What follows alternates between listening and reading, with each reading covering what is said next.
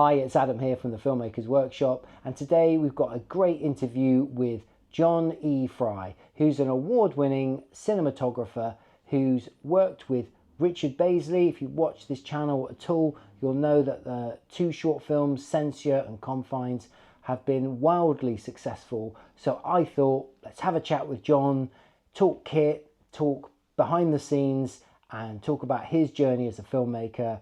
So hopefully it will give you some pearls of wisdom and inspire you with your own filmmaking. So without further ado, let's get on with this amazing 40-minute chat with John. So grab a coffee and enjoy.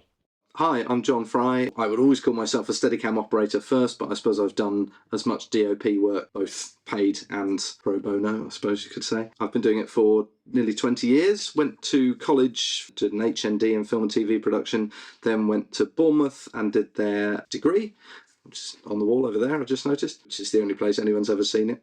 But, you know, the first year or so was really useful. Before, during and after college, I was always going out trying to get experience with other local professional people. The first one actually was a sound man. I got to work on a couple of episodes of a, mid-afternoon ITV show with him, and that taught me a lot about sound. And then I went out with a wonderful Mail on Sunday photographer called Les Wilson, who I still see regularly now, and he taught me a huge amount about lighting. You know, his was for stills, but the principles carry through to video very well, especially doing things like this, but that I do a lot regularly for other people, like talking heads, essentially posh talking heads for company videos. That was all really useful stuff, and just trying to make as many connections as I could before I'd finished college, because while you're at college and university, you're interesting, you're free labour to other filmmakers, whereas as soon as you're finished, you're competition.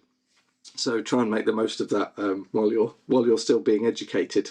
And I did, and I went to Hollywood for a month doing a documentary, shooting a documentary on great Hollywood directors, and we got to go to some amazing people's houses, like Michael York and Guy Green and Ken Anakin, who was a director in the 50s and 60s, after whom Anakin Skywalker is named, incidentally.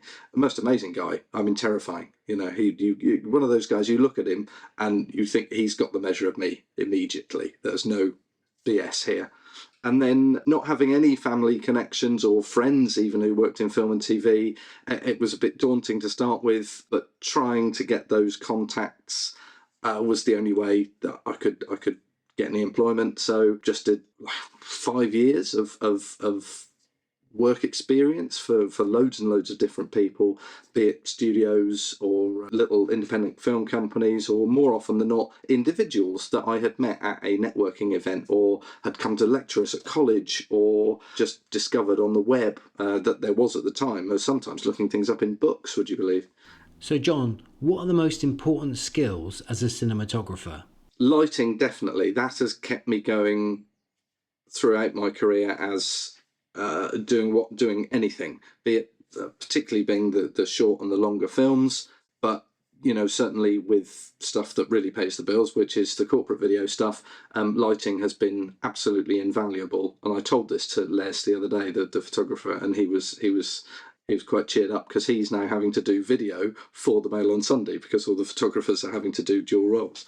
So it was an interesting way that came back around. But audio, having a real deep dive into audio with the sound man to start with, made me really understand the power of audio within video. So a lot of the stuff we do now, be it compilation films, be it talking heads, things like this for companies or adverts or anything like that, they're almost all voice-led. And that doesn't mean the picture of the person talking. We've done a beautiful interview, we've shot it beautifully and it looks lovely, but 90% of the film is going to be cutaways.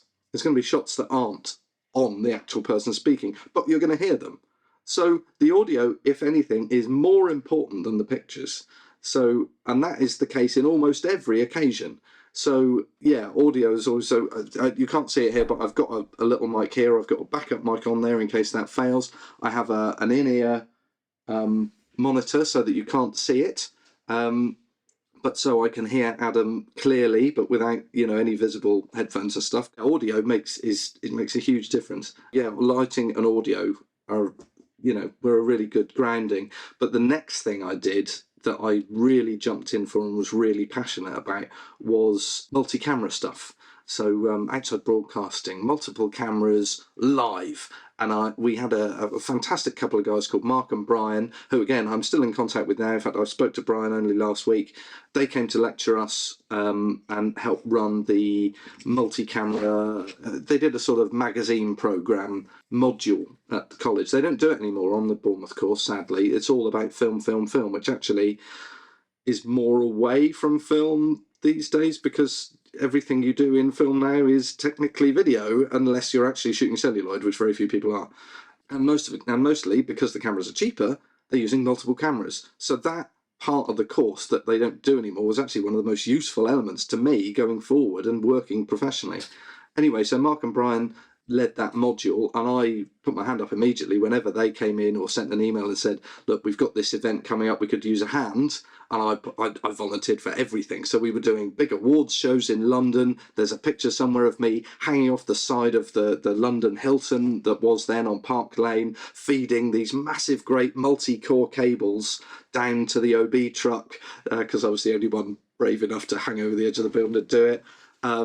But right from then, it was, I didn't get a chance to go on a camera very often. But when I did, it was so exciting because you knew you were live. You can see those massive screens over there in front of these celebrities and very expensive people in the room. And if you jerked the camera or, hit the zoom a bit too viciously, that's right to the screen there. There's no editing's going to save you. So that excitement of live production and multi-camera stuff really, really hit me. And that also is something that I do quite a lot now. And again, even with the film work, we're using multiple cameras quite a lot. So that has carried through, that useful way of syncing cameras, making sure pictures are matched, all that stuff we're doing all the time, even for things that are now going to be edited afterwards. So as well as the FX6, did you use any mirrorless cameras? This camera is always in the bag in the car, whether or not we ever use it, as a backup to that one, because it produces almost the same pictures. But also, over lockdown and stuff like that, a lot of places are all going remote, and I was doing a huge amount of work doing multi-camera shoots onto a Zoom call or onto a Teams call or onto a live broadcast on YouTube or whatever, because people had to be all remote. They still had to communicate within their businesses. So I did a huge amount of that, during lockdown and since, actually. How did you meet Richard? Richard and I actually met the previous October, November in prep for another film, which actually hasn't happened yet. And we got on really well. And we said, look, if this doesn't happen soon, we should just make a film. We should just go and shoot something, because, we're all, I'm sure a lot of you out there are into short filmmaking and even longer filmmaking, perhaps because of the passion for it rather than the money. Because once money gets involved, often things disappear actually and never get finished. I've worked on some quite big projects that were fully funded, never been edited, never even been released, whereas short films driven by passion actually seem to get further, seem to win more awards, seem to get out there because the drive behind them is so much more passionate. So Richard found a scriptwriter called Neil Basin and came up with the script for Censure. Richard found Connor and we got together, had a read through, and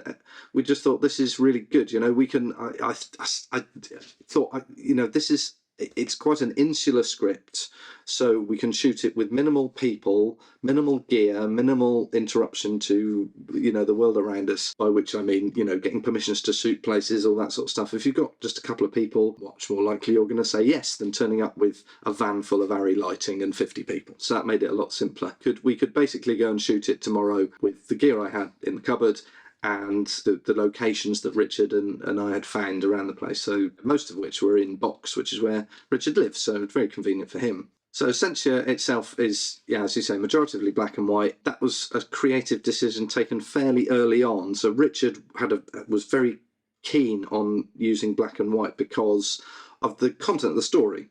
So, things aren't black and white. If, for example, is one of the themes of the film in a way, but also it's a very brooding, moody, insular film. The character is, again, on the surface black and white, but we discover later perhaps not.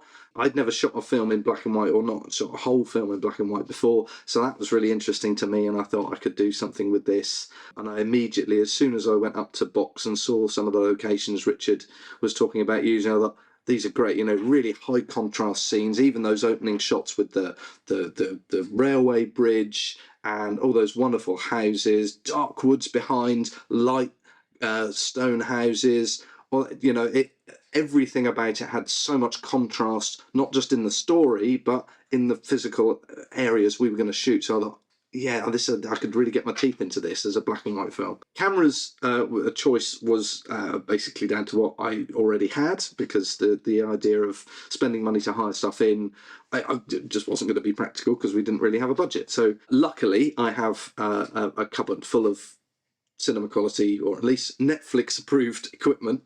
So it was mainly these two cameras. That's what's that thing? That's a Sony FX6, which is a full frame, high dynamic range camera, which shoots a very high resolution 4K image, and all its beautiful Sony and other glass that came with that.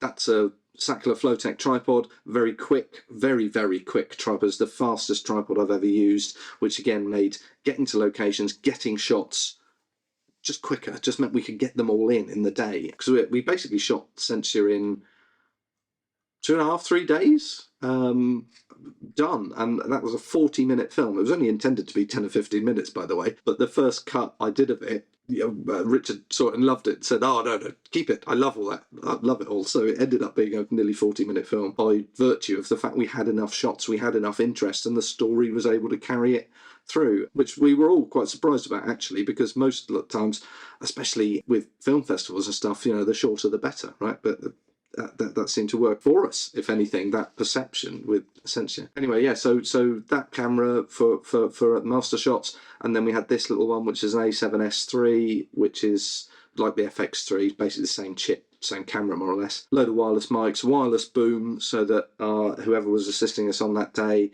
be it Angela or Casper, could hold the boom wherever they are with that tangle of wires. And especially when you're outside and stuff like that, there's health and safety issues with wires, so everything's wireless. Camera is basically set like that, hook it over my shoulder, off we go. We could be very quick, very nimble, very mobile, and that's the only way we got all the shots. Oh, there's some more equipment I should mention. We did use the little camera on a gimbal, on one of the DJI gimbals, one of the newer versions of those, which made just some of those shots, just gave a little bit of extra movement, which was lovely. And my dad and I also built the year before what we jokingly call the Salisbury slider, which is a great big 2-meter railed slider built out of a lovely piece of teak that has a ball mount on that takes the same head as on that tripod there. So we can pop and that's another advantage of that tripod, actually.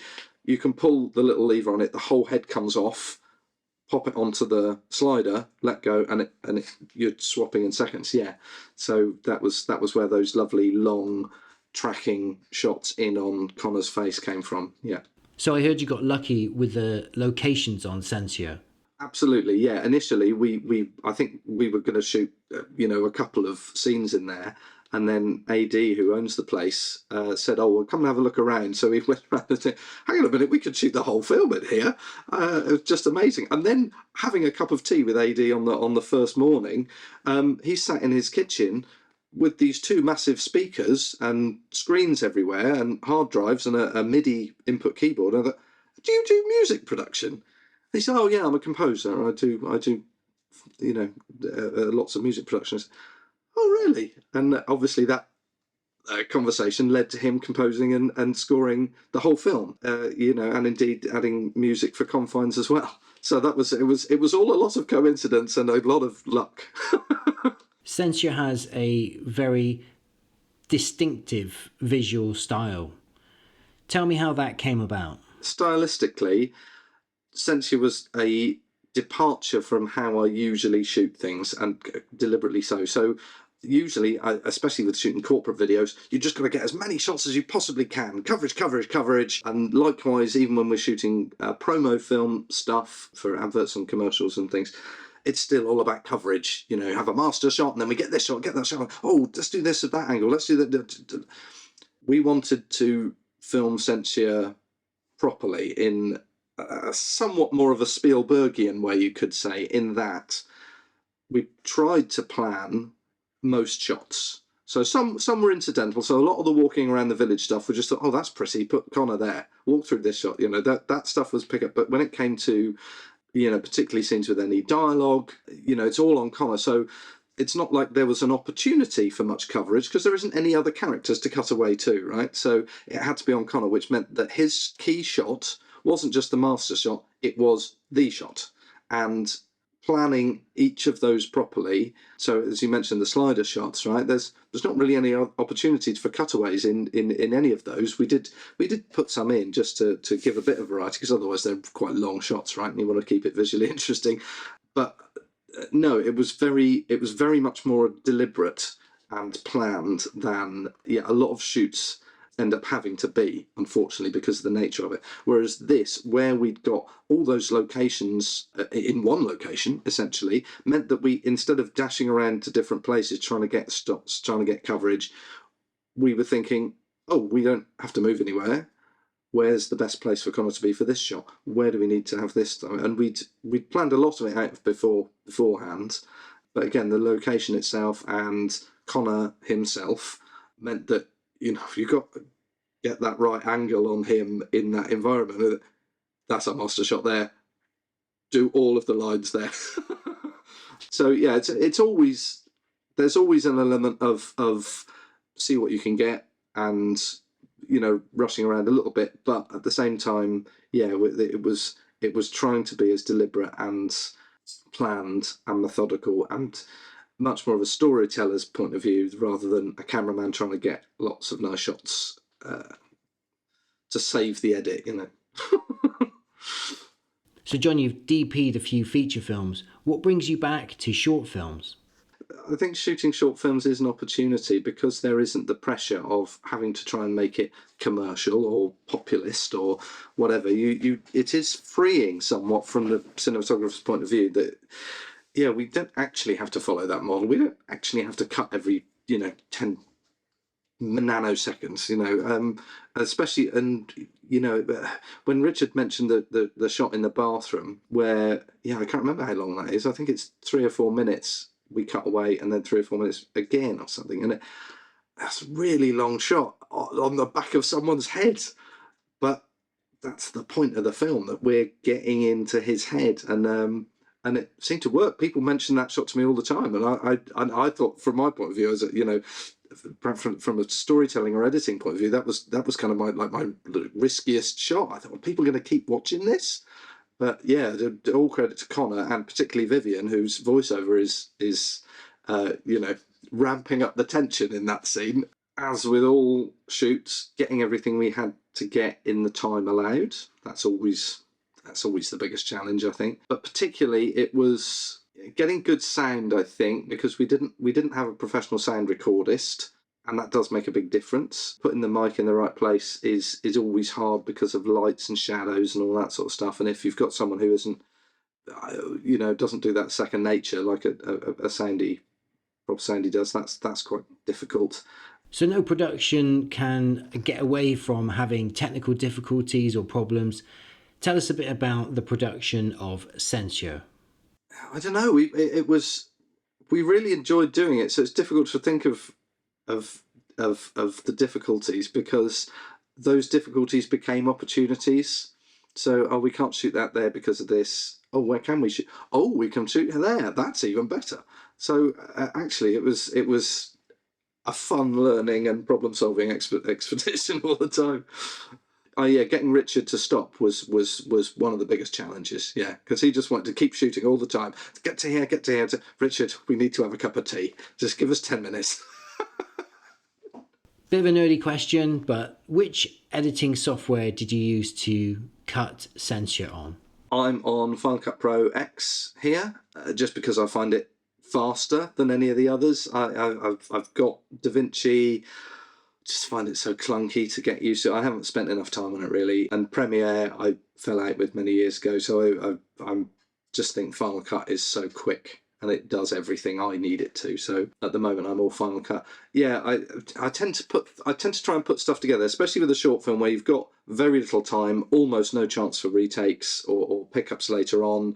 We'd stop for a cup of tea, have lunch or something, and I'd start knocking the scenes together that we just shot, just to see how they came together. So, by the end of the shoot, quarter of the editing time had already been spent because I'd put things together just to make sure we didn't miss anything. And I don't think we did. I don't think we did put any pickups in later. I think we got absolutely everything we needed, which was unusual. And then I was just sort of messing around with it on the computer here. I had a couple of days after we'd finished shooting without any work on, and I just wanted to see how it went together. And Richard was looking around for a proper editor and couldn't find one. I said, look, why don't you come down and see what I've done?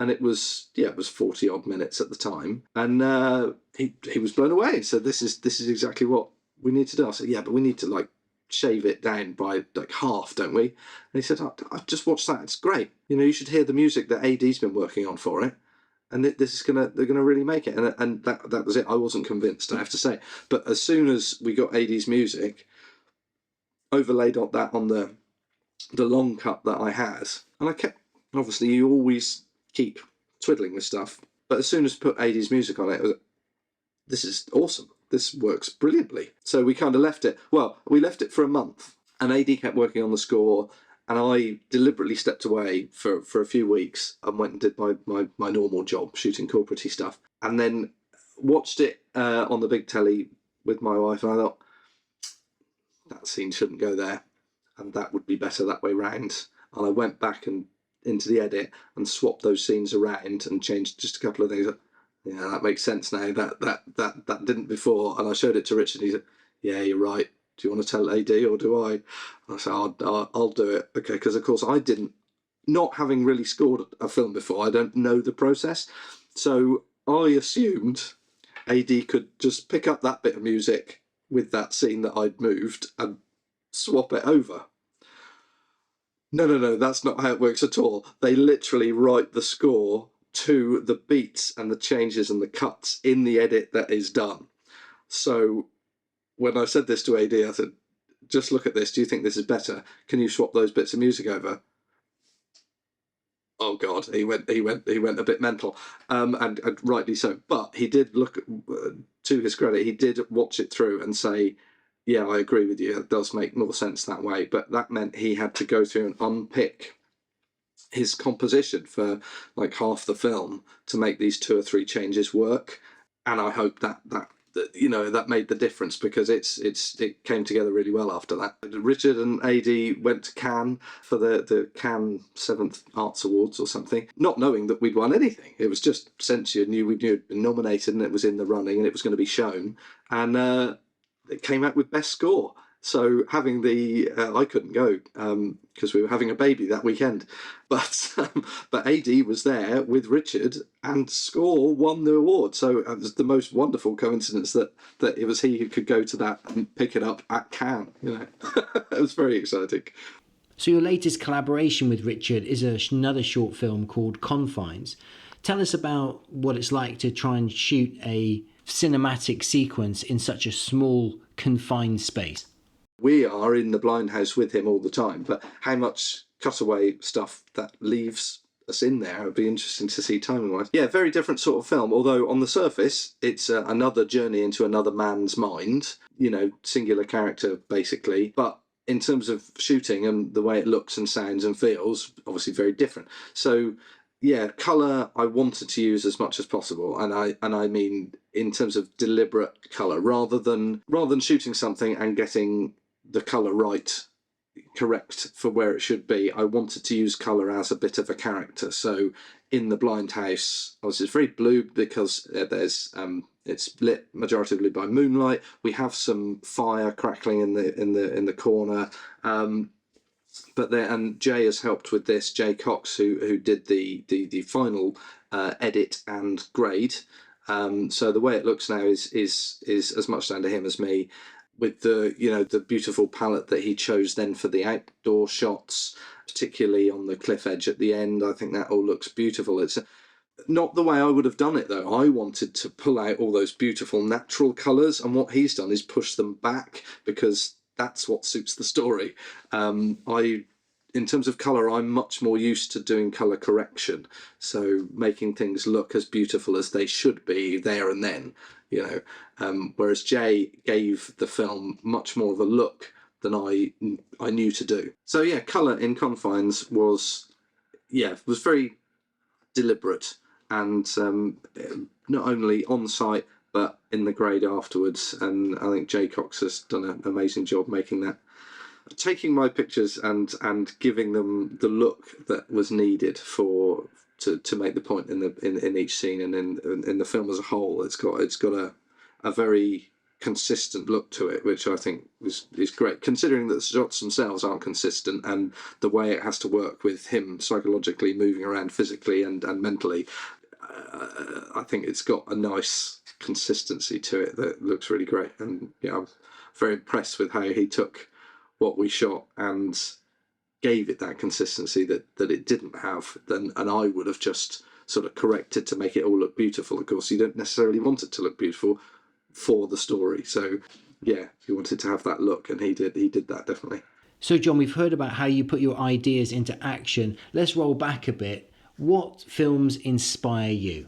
Anything Kubrick, anything Ridley Scott, Blade Runner 2049, what Deakins did with that is just stunning. But he's got, millions of pounds to spend on lighting and stuff, and the idea that we could do something similar is out of the question, because we simply don't have the money to do it. But that doesn't mean you can't try and create striking visuals with what you do have, which in The Blind House was basically nothing except light.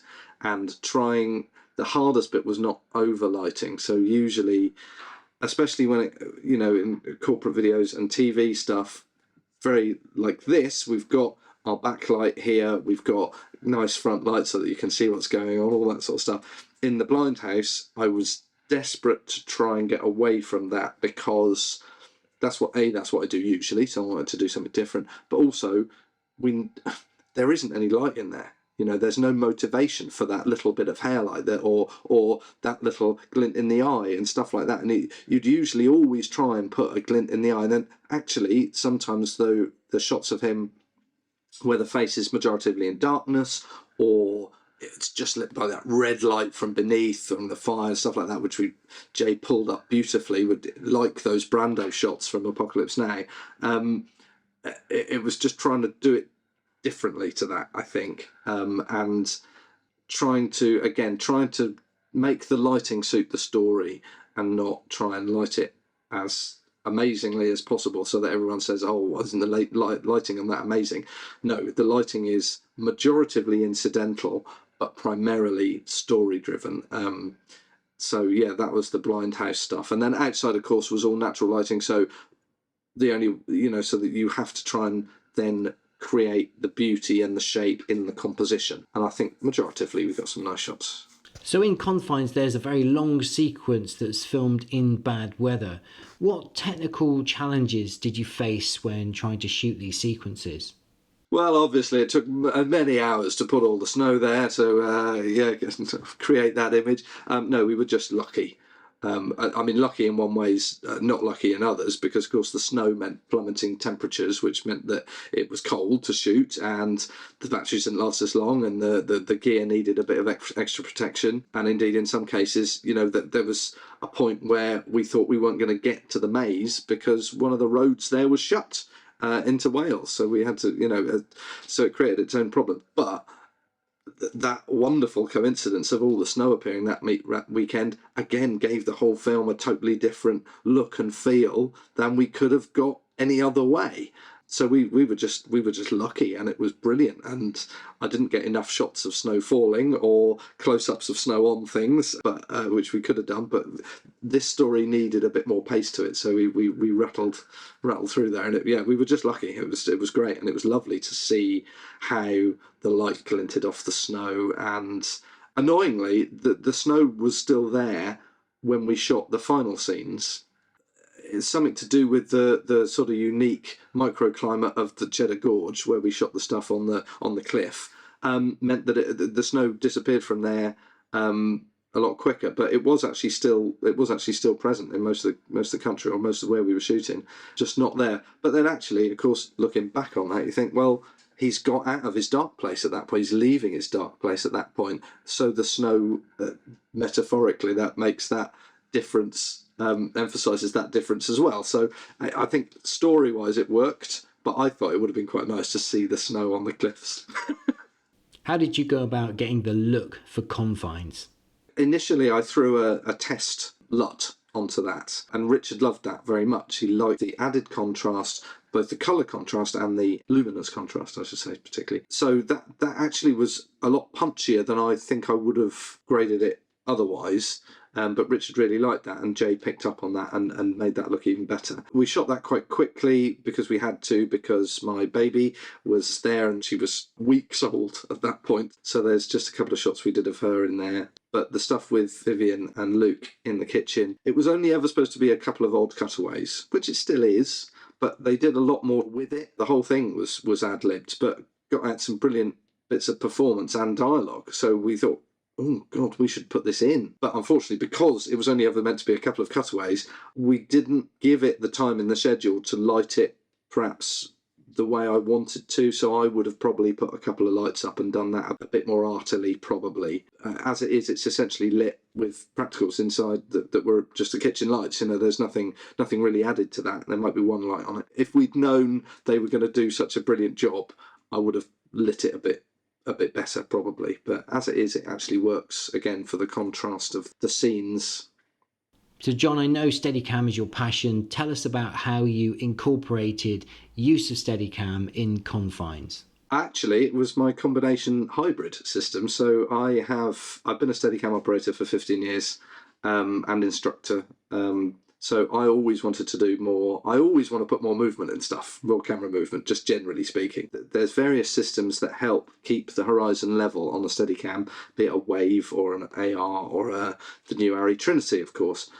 We didn't have the budget for that, but specifically I wanted a contrast. Actually, by the time we got there, I'd thought, wouldn't it be great to start the maze move where it's absolutely rock solid level? So even better than a Steadicam, that has a slight drift on it in the corners, depending on your skill level and what is required. Let's lock that in. So I put the DJI gimbal on the top of the Steadicam, essentially, with the FX6 on it, so that for those first few shots we get rock solid level camera movement. And as he ramps up, first I turned the gimbal off and locked it, so you get a more traditional, you suddenly go into a slightly more traditional Steadicam where the horizon's starting to move, and then turned it off and unlocked the gimbal, so then the gimbal is actually floating separate to the Steadicam. So those last couple of shots where he's really losing it, the whole head of the Steadicam's revolving like that. Again, half accident, half deliberate. By the time I think I'd just started to do a test shot and I hadn't switched it on. I thought, ooh, that looks interesting. So by the time we got to that bit, we should use this to help, I think. And so that's how the edit worked, like that. And then by the time he finally gets to the point where of no return, where he gets to the centre of the maze, that was when we needed to have that beautiful, solid level shot to take us right into his inner sanctum. I do almost a 180 move physically to get the camera in the position to then look down on him as he's doing this, and having the gimbal on the top meant that the camera could tilt independently to the Steadicam. So the Steadicam arm, the Steadicam post, is usually has to be vertical because the camera has to stay looking forward, right? Whereas with the gimbal on the top meant that I can tilt the arm and the post and the camera will still remain level. Or in the case of Confines, I can tilt the camera and the post can stay upright, but then that allows me to come up and over the character with the camera pointing down. So I've got independent movement of the tilt of the head, which is, something that's not been available to any Steadicam operators till fairly recently. So it's only a little move, but it's a move we couldn't have made previously, or not in the same sort of way, not that continued that same sort of movement. So that was fun to do, and nice to get all the toys out. But yeah, it was a very deliberate difference to the way we'd shot Censure, which was very, very deliberate on the level. So Censure has a very different look to Confines. Can you tell us more about those differences in aesthetics? Yeah, slow moves and things like that. We wanted to ramp it up for Confines. So Censure has some really long takes in it, which I think are very bold and they pay off. Do you have any particular long takes from movies which have inspired you? Top Hat, there's a whole number that's like 5 or 6 minutes long. It starts as a 2-shot with a close-up with the background out of focus, and it pulls out to a studio wide of them up and down the stairs all over the place. And Rope, Hitchcock, there's another, I think, 7-minute shot, which again starts on a tight close-up, moves up with the characters as they come across the room, interact, camera moves with them, all that stuff. And you suddenly, you sort of, you don't even realise, but you've been watching the same uncut shot for 7 minutes. And it's just told with the camera movement and letting the actors act within that frame. Very, very theatre kind of element to it. You can start in one place on what might have been written as a single or a 2-shot, move with the characters to the next setup piece, wander with them down the stairs onto that. There's so many occasions where I have particularly of watched rehearsals for a scene and them faffing about with what lenses to put here, where to put the camera, all this things, and then just quietly said to the DOP, I reckon I could probably do this in one shot. They said, oh no, we only need you for the walk out. And I said, yeah, but if you had me on the walk in, I can follow the character here, do this. And I said, oh, that's an interesting idea. I said, can we just block it through, just have a quick go? I can't tell you the amount of times that's happened. DOPs and directors particularly, they have an idea of how it's going to work in their mind, and they've locked into that almost at the script stage, and then throwing that away and thinking, hang on a minute, is there another way we could do this? Could we actually get to this? Is your focus puller good enough for me to go from that single that you'd planned as a tripod shot to pull out and then come into the 2-shot, or swing round and get that reverse, or again pull out as they do the move? And that's a huge, which is what Kubrick realised with the Shining. Hang on a minute, I've got a tripod here that moves with it like a human can.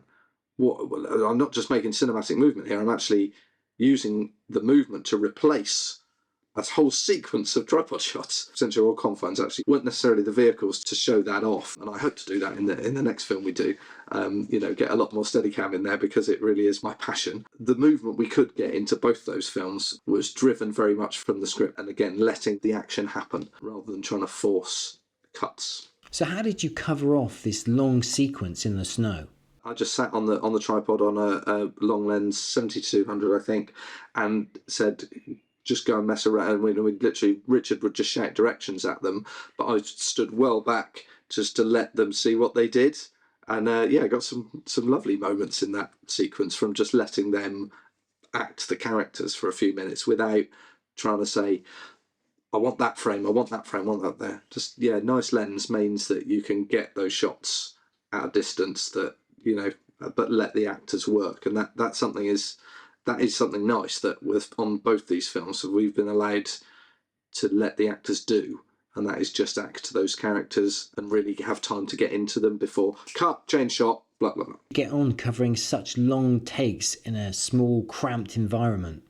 Particularly the Blind House thing, we must have done 5 or 6 run-throughs the whole thing, I think, certainly in first half, second half, because Luke needed to get into it, that we couldn't just do like, oh, can we just pick up that line from there? No, because he needed the time to really ramp into it and up into it, and that was quite a pleasure to watch. It was slightly frustrating from a cinematographer's point of view, because I'm used to doing, let's have that shot there, let's have this shot for that, I want to move that, and eventually having, I think it was like 2 takes to work with in the edit that we really loved. And again, you could see his progression through them, meant that the edit was more limited for options. But at the same time, I think actually cutting back to those same shots now keeps us in there with him, rather than distracting us with lots of different shots. Maybe that works better. It's all a nice experimentation that makes it better. Or can't fail to make it better, actually. The more options you give yourself and the more fluid, the more accommodating you can be with actors and environments, all that sort of stuff can only benefit the overall experience, hopefully, with any luck, the film at the end of it as well. Did you do a lot of storyboarding in Confines?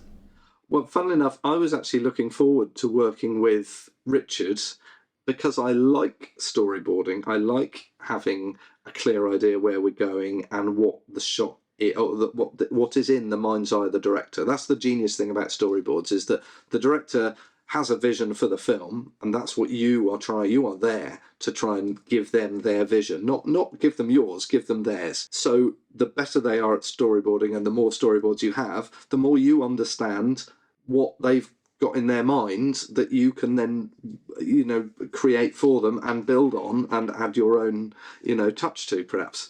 But because these were short films, we hadn't worked together before. Not having as many storyboards helped us work together and work out how things looked. So Richard always had a monitor.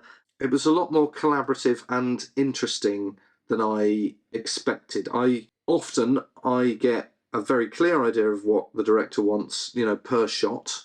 So either be it on a film or even an interview situation, the director says, I want it completely out of focus, background, I want highlight this side, blue on the background, or whatever it is, a very clear idea, or I get nothing and I have to create it all from scratch. With Richard, we've reached quite a lovely in-between. So he's got an idea of what he wants from a story perspective, which again is a nice thing about working with an animator, because their entire thought process is taken up with the story, because the story informs everything they're drawing, every tiny little movement within the frames that are going together. You'd think it was all about the visuals, right? But actually it's all about the story. Everything they do is driven by the story and the characterization. So I thought he was going to be a lot more prescriptive with how he wanted the frames, and actually his focus was completely on the story. So if I could provide him with frames that told the story in the sequence and put it together nicely, he was completely happy. That was really nice. It was really lovely to be able to create those visions for him without so much, prescription perhaps, and knowing that his concentration was solely on the story, which again, I have to say sometimes does get lost in certain films. The New Mummy, for example, with Tom Cruise. I rewatched that the other day because I thought it can't have been as bad as all that, and it is, isn't it? And you can't even put your finger on particularly why it is so bad, or why it has such little impact on you. And I think, as a generalisation, the story gets lost. The marvellousness of all the wonderful camera and lighting and performance in some cases even has completely diluted the focus of the director and perhaps the editor away from the actual story and the characterization. So it was a joy really to work with Richard and particularly Connor and Luke, who so unbelievably embodied those characters and their psychological journeys in a way that not all actors can do, especially when it's, they're the main focus of the whole thing. But being able to really explore them and knowing that Richard had a handle on the story and how it needed to come together was very freeing for me, which meant I had a lot more freedom than I expected to tell the story visually. And I loved it. Really loved both collaborations. It's been wonderful, and I look forward to the next one. Come on, Richard, get writing. Thank you, Adam, and to all filmmakers out there in the south and southwest, perhaps, of England. Need some Steadicam, bit of lighting. I'm always open to collaboration, and particularly people think Steadicam is expensive. It is expensive, but if I'm not doing anything, I'd love to help.